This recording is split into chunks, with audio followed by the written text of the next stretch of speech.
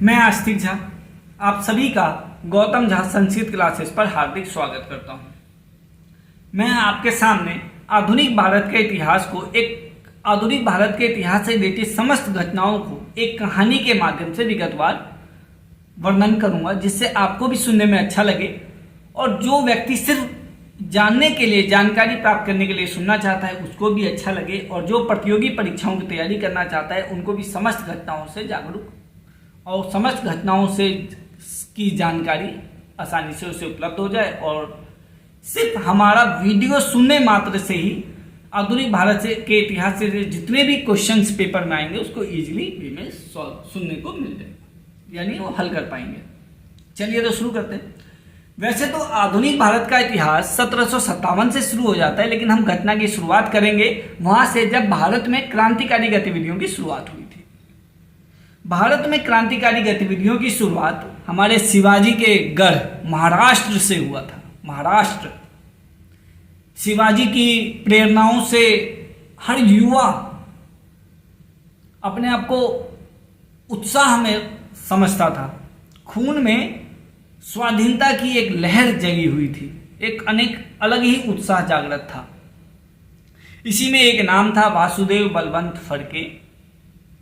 जैसा इनका नाम वैसे ही इनके काम। इन्होंने अंग्रेजी सत्ता के खिलाफ एक जनजाति की सहायता से लड़ाई का बिगुल बजा दिया था, इसलिए इन्हें वासुदेव बलवंत फड़के को ही भारत में पहली बार क्रांतिकारी गतिविधियों की शुरुआत करने वाला बोला जाता है। अब बात आई कि इन्होंने संगठन का निर्माण करके अंग्रेजों की सत्ता के खिलाफ लड़ाई का बिगुल तो बजा दिया, लेकिन इस संगठन की सहायता में किस जनजाति आगे आई थी? तो वो जनजाति थी, पूछा गया यूपीएससी के क्वेश्चन में कि कौन सी जनजाति थी, तो नाम था रामोसी जनजाति।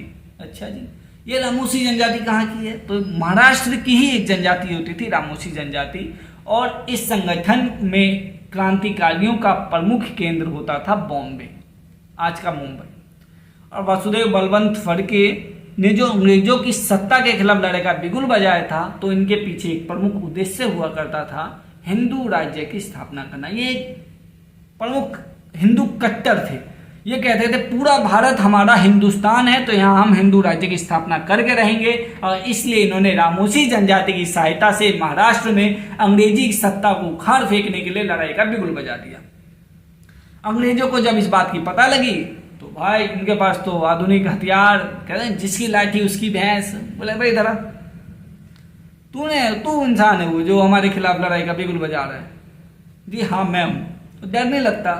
डर किस बात का? शिवाजी के वंशज, शिवाजी के गढ़ में रहते हैं हम। शिवाजी का था महाराष्ट्र। जब शिवाजी ने अकेले ही औरंगजेब के खिलाफ लड़ाई का बिगुल बजा दिया था, तो मेरे साथ तो फिर भी जनजातियां हैं। अच्छा जी, जनजाति है, बचा लेगी। बचाने का तो पता नहीं, लेकिन मेरे बाद मेरे पीछे क्रांतिकारी बहुत सारे सदस्य हैं जो मेरे बाद इस लड़ाई का नेतृत्व करेंगे। अच्छा ठीक है। तो वासुदेव बलवंत फड़के को पकड़ा, फांसी की सजा पे लगा, फांसी की सजा उन्हें दे दी। वासुदेव बलवंत फड़के तो चले गए। अब उनके बाद रामोसी जनजाति समुदाय का ही एक सदस्य होते थे दौलता रामोसी, जिन्होंने इस संगठन का नेतृत्व संभाला और शांतिपूर्वक अपना कार्य का निर्वहन किया। तो वासुदेव बलवंत फड़के का चैप्टर यहीं खत्म हो गया। तो यहाँ से 2-3 क्वेश्चन पूछे जाते हैं कि वासुदेव बलवंत फड़के कहाँ के निवासी थे? तो महाराष्ट्र के। इन्होंने महाराष्ट्र के ही एक जनजाति जिनका नाम रामोसी जनजाति था, उनकी सहायता से अंग्रेजी सत्ता के खिलाफ, अंग्रेजी सत्ता को उखाड़ फेंकने के लिए लड़ाई का बिगुल बजा दिया था, और इनका प्रमुख उद्देश्य था हिंदू राज्य की स्थापना करना। वासुदेव बलवंत फड़के ही वे सदस्य हैं जिन्हें भारत में क्रांतिकारी गतिविधि शुरू करने का पूरा श्रेय दिया जाता है। अब दूसरे टॉपिक पे आते हैं। अब दूसरा टॉपिक है चापेकर बंधुओं का। चापेकर बंधु 3 भाई थे। 3 भाइयों के नाम, पहले का नाम दामोदर चापेकर, दूसरे का नाम बालकृष्ण चापेकर, और तीसरा नाम था वासुदेव चापेकर, बालकृष्ण चापेकर और दामोदर चापेकर। उस समय महाराष्ट्र में एक रोग फैला हुआ था, प्लेग। और प्लेग रोग को रोकने के लिए अंग्रेज अधिकारियों ने अपने वॉलेंटियर नियुक्त किए हुए थे। वो वॉलेंटियर गांव-गांव की सर्वे करते थे, और जिन लेडीजों को वो बीमारी होती थी उनके नर्व्स पकड़ते थे। और हमारे हिंदू धर्म में स्त्रियों को पराये पुरुषों द्वारा टच करना एक पाप को समझा जाता है कि ये पाप है, ये अधर्म है। तो बाल गंगाधर तिलक ने युवाओं में उत्साह जगाने के लिए इस का बहुत सहारा लिया और उन्होंने, उनका ही एक समाचार पत्र होता था केसरी। केसरी किसका समाचार पत्र होता था? बाल गंगाधर तिलक का। तो बाल गंगाधर तिलक द्वारा संपादित केसरी समाचार पत्र में उन्होंने गीता से प्रभावित होकर एक श्लोक लिख दिया कि जब अधर्म अपनी बुलंदियों पर होगा, अधर्म का नाश होगा, तो धर्म की रक्षा के लिए हथियार उठाना अधर्म नहीं है, धर्म है, पाप नहीं है, पुण्य है। इससे अनेक युवा प्रभावित हुए, अनेक युवाओं में उत्साह का नया संचार हुआ और वो लड़ने मरने के लिए तैयार हो गए कि भाई अब यदि कोई हाथ लगाने आएगा तो हम उसका हाथ काट देंगे। अंग्रेज होगा अपने घर का, शेर होंगे अपने घर के, मरेंगे मिटेंगे, लेकिन धर्म की विजय के लिए हम अपने बलिदान देने से भी पीछे नहीं हटेंगे। चलो ठीक है। 2 प्लेग अधिकारी हुआ करते थे जिनके नाम थे रेंज तथा आर्यस्ट। 2 प्लेग अधिकारी होते थे, रेंज तथा आर्यस्ट। वॉलेंटियर थे, प्लेग अधिकारी थे, तो मोहल्ले में घूम रहे थे। चापेकर बंधुओं ने देखा, दामोदर चापेकर और बालकृष्ण चापेकर ने। अच्छा जी, उनको बुलाया प्लेग अधिकारियों की, इधर आओ। प्लेग अधिकारी आए, बोले हाँ जी बताओ क्या प्रॉब्लम है? जी प्रॉब्लम नहीं है, प्रॉब्लम तो आपके हम सॉल्व कर देंगे। अरे कैसे? कट्टा निकाला, माथे पे रखा, धै से गोली मार दी। उनका किस्सा खत्म। उनको ये कांड करते हुए गणेश शंकर पिल्ले नामक एक व्यक्ति ने देख लिया था और वो तो दोनों तो भाग गए, छिप गए अपने घर पे जाके। तो गणेश शंकर पिल्ले नामक व्यक्ति ने उनकी मुखबरी करके उनको पकड़वा दिया। मुकदमा चला उनके खिलाफ, दामोदर चापेकर और बालकृष्ण चापेकर के खिलाफ, और उनसे पूछा गया कि आपने ये क्यों किया? अजी धर्म की रक्षा के लिए किया है, गीता में यही लिखा है, उसी से प्रभावित होकर मार दी गोली। अच्छा जी, ये गीता कहाँ लिखा हुआ था? जी केसरी समाचार पत्र में लिखा हुआ था। अंग्रेजों ने फिर पूछा ये केसरी समाचार पत्र किसका है?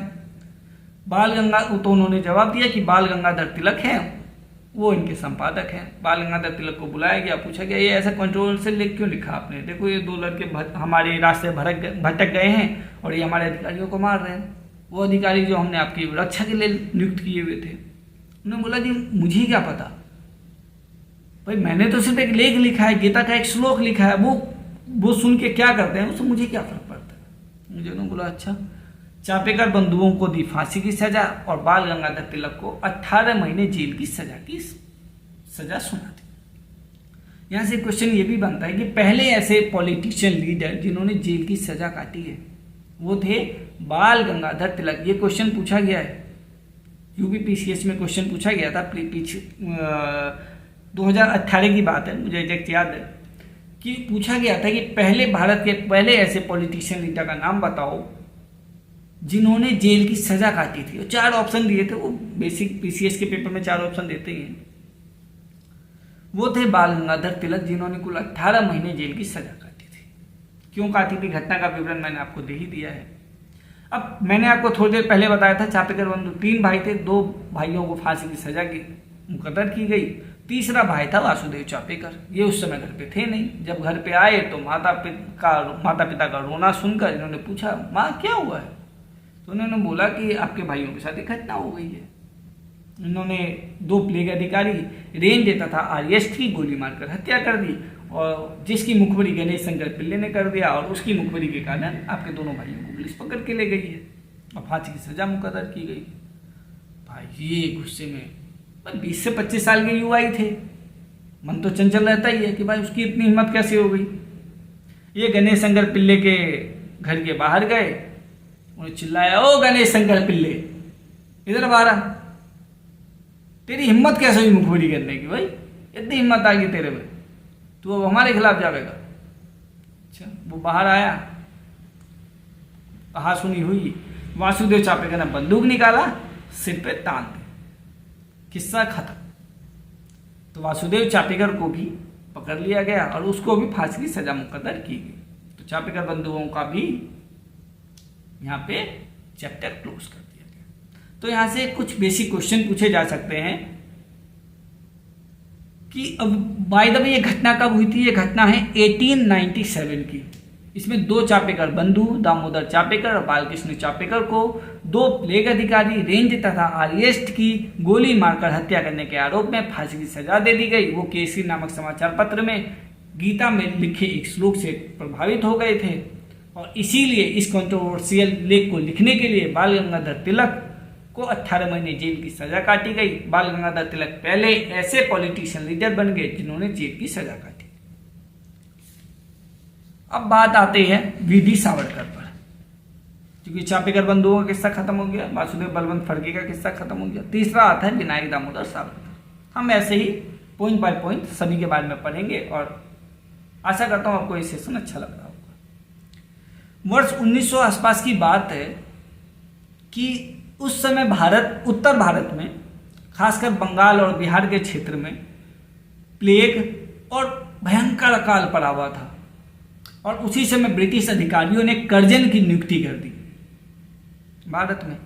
इसी संदर्भ में बाल गंगाधर तिलक ने कहा था कि ये भारत के लिए सबसे बड़ा दुर्भाग्य का टाइम है कि भारत में एक ही साथ अकाल, प्लेग और कर्जन आ गए। ये बाल गंगाधर तिलक ने अपने क्योट में लिखा था केसरी नामक समाचार पत्र में। उसी समय वर्ष 1899 में वीडी सावरकर ने नासिक में एक संगठन का निर्माण किया था जिसका नाम है मित्र मेला। कहाँ किया था मित्र मेला संगठन का निर्माण? नींव कहाँ रखी थी? नासिक में। किन्होंने रखी थी? विनायक दामोदर सावरकर, जिन्हें हम वीडी सावरकर के नाम से भी जानते हैं। कुछ समय बाद वर्ष 1904 से 5 में इसी संगठन अर्थात मित्र मेला का नाम बदलकर क्या कर दिया गया? अभिनव भारत। अभिनव का मतलब होता है नया भारत। ये नया भारत है, ये मार खा के चुप होने वालों में से नहीं है। खून के बदले खून की सजा ही देगा। ठीक है, लेकिन आपको एक खास बात बताऊं, रोचक बात बताऊं। अभिनव भारत के ऑफिस में राजस्थान में स्थान है चित्तौड़। उसके मेवाड़ के शासक हुए थे राणा कुंभा। उन्होंने बनाया था विजय स्तंभ। उसी विजय स्तंभ की प्रतिमा की पोस्टर लगा हुआ था, प्रतिमा रखी हुई थी। और अभिनव भारत में जितने भी लोग सदस्य बनने आते थे उसको उन्हीं प्रतिमा पर यानी विजय स्तंभ की प्रतिमा पर हाथ रखकर शपथ लेना होता था कि आज से हम मातृभूमि की आन बान शान के लिए अपने प्राणों की आहुति देने से भी पीछे नहीं हटेंगे। तो यहाँ से क्या आई? एक बहुत सारे क्वेश्चंस बने और ये बताओ कि विजय स्तंभ किस उपलक्ष्य में राणा कुंभा ने बनवाया था? वो बनवाया था चित्तौड़ विजय के उपलक्ष्य में। राणा कुंभा ने विजय स्तंभ का निर्माण जिसका प्रतिमा रखा हुआ था अभिनव भारत के ऑफिस में, जिसके प्रतिमा के ऊपर हाथ रखकर अभिनव भारत के जो नवीन सदस्य थे वो आकर शपथ लेते थे मातृभूमि की रक्षा के लिए। ठीक है भाई, ये हो गया। कुछ समय बाद वीर सावरकर लॉ की पढ़ाई करने लंदन चले गए और उनके पीछे कांड हो गया जिस कांड को बोलते हैं नासिक षड्यंत्र केस। ये केस 1909 में हुआ था। अब इस केस के बारे में जाने। वीडी सावरकर लंदन चले गए लॉ की पढ़ाई करने, लेकिन उनके पीछे अभिनव भारत तो भारत में ही रह गया ना। तो अभिनव भारत के ही एक सदस्य हुआ करते थे अनंत लक्ष्मण करकरे। ये आप नाम याद रखिएगा, अनंत लक्ष्मण करकरे। नासिक षड्यंत्र केस पूरा इन्हीं से रिलेटेड है। महाराष्ट्र नासिक में उस समय एक जज हुआ करता था जैक्सन। अब इसकी बात कहां से आई? क्योंकि इसी जैक्सन की हत्या कर दी थी अनंत लक्ष्मण करकरे ने। तो जैक्सन की हत्या क्यों करी? ये जैक्सन कुख्यात था अपने अजीबोगरीब सजा देने के फैसलों पर। ये जैसे 4-5 युवा हुए भारत के, उन्होंने कहीं भी ब्रिटिश लोगों को देखा, ब्रिटिश अधिकारियों को देखा, पीट के भाग जाते थे। कभी जूता मार दिया, कभी चप्पल मार दिया, कभी लठ बरसा के भाग गए। जब वो युवा पकड़ में आते थे तो उनको अजीबोगरीब सजा दे देते थे।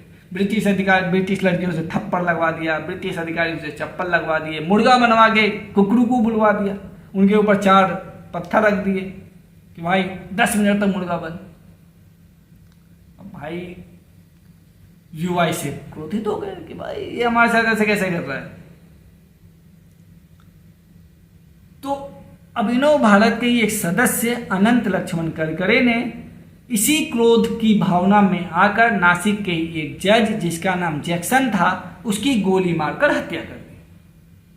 तो इसी हत्या के बाद जो अनंत लक्ष्मण करकरे पर जो केस चला, जो मुकदमा चला, उसी को हम क्या बोलते हैं, नासिक षड्यंत्र केस। ये कब हुआ था, 1909 में। जब ये केस चला तो इनसे पूछा गया कि भाई किसका सदस्य है, क्यों किया ये, क्यों किया, तो उन्होंने बोल दिया अजीबो गरीब फैसले देता था, सजा देता था, गुस्सा मार दिया। अच्छा, किस संगठन का सदस्य हो, तो इन्होंने बोला कि मैं अभिनव भारत का सदस्य हूँ।